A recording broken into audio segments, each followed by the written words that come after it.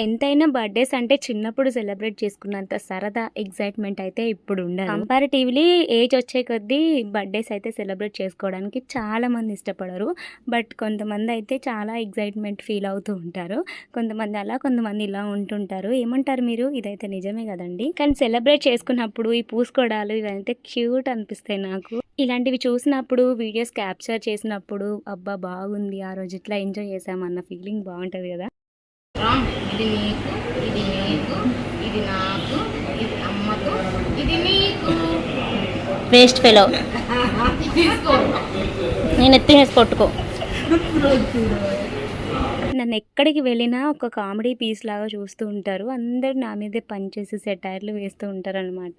ఎంతైనా చిన్నవాళ్ళకి అలానే ఉంటది. ఈవెన్ మా అన్నయ్యలైనా, మా అక్క అయినా నన్ను అట్లనే ట్రీట్ చేస్తారు. కానీ నాకు చాలా ఇష్టం. కొంతమంది ఫీల్ అవుతూ ఉంటారు. బట్ నేను ఆ టైప్ అయితే కాదు. నేను ఏదైనా స్పోర్టివ్‌గా తీసుకుంటాను. నాకు అలా ఉండడమే ఇష్టం. సరదా సరదాగా ఏదో కోల్పోయినట్టు ఎప్పుడు ఒకేలాగా ఫేస్ పెట్టుకొని ఉండడం అంటే నాకు నచ్చదు. అందరిలో మనం ఎంజాయ్ చేయాలన్న ఫీలింగ్ ఉంటది ఎక్కువ నాకు.